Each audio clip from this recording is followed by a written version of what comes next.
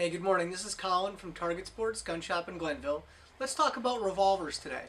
So as you can tell, just by the other videos that we have, my background and the cases that are in front of me, we have a lot of firearms, both new and used. We obviously take in trades, we do appraisals, and we sell guns, which is sweet. So revolvers. There's a couple different styles of revolvers that we're going to talk about right now. First style being an older style. It's called the single action. So what makes a single action revolver a single action?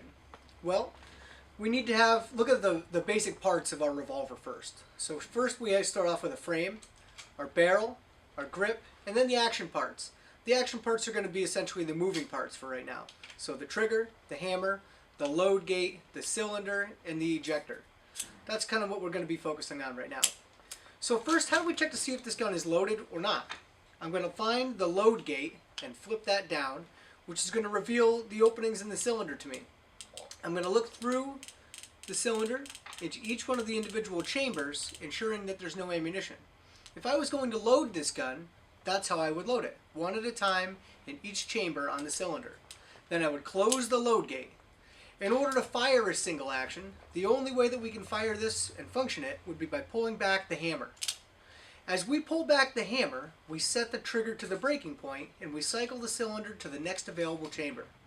If I wanted to decock or make this safe, in a safe direction, I'm going to point the muzzle, put my thumb on the hammer, finger on the trigger, ease, and release. And that decocks the revolver, making it back to the safe mode. So single action revolvers can only fire by manually cocking the hammer. And again, that sets the trigger and brings that cylinder to the next available chamber. So when I want to unload a single action, I need to do everything in reverse while loading. Open the load gate, tilt it up for gravity, and using the ejector rod, pushing it down, dumping each individual case one at a time through the load gate. So that's single action. Let's talk about double action. Double action essentially has the same parts of a single action. Our frame, our barrel, grip. Moving parts are again our action pieces. Trigger, hammer, cylinder. There's no load gate and there's no ejection rod visible right now. But we do have a new piece called the cylinder latch release.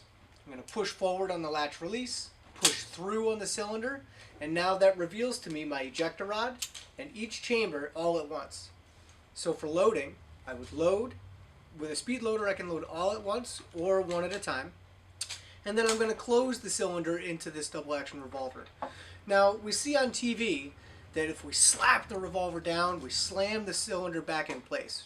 Not ideal for real life because our ammo can fall out, and we can more importantly damage the frame, the firearm, and then the hinge where that cylinder contacts the rest of the gun.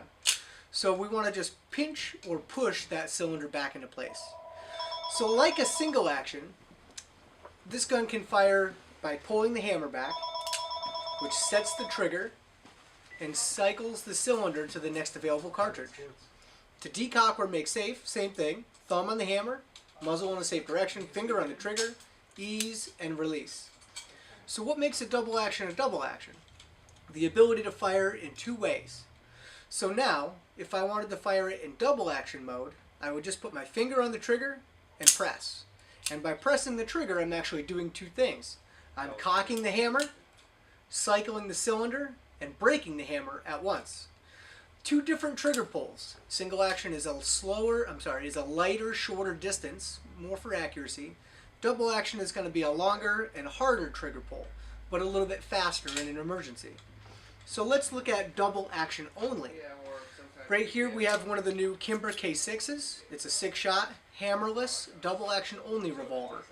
So double action only means I cannot cock the hammer. Therefore, it's only double action. Why not have a hammer? Or why double action only? Because it's fast, and it's convenient, and it's relatively safe. If I was to have this concealed in a pocket, a garment, a purse, or inside my waistline, when I present the gun out, there's nothing to get caught or snagged. Better for self-defense. If you have questions on revolvers, stop by and see us at Target Sports. Shoot straight.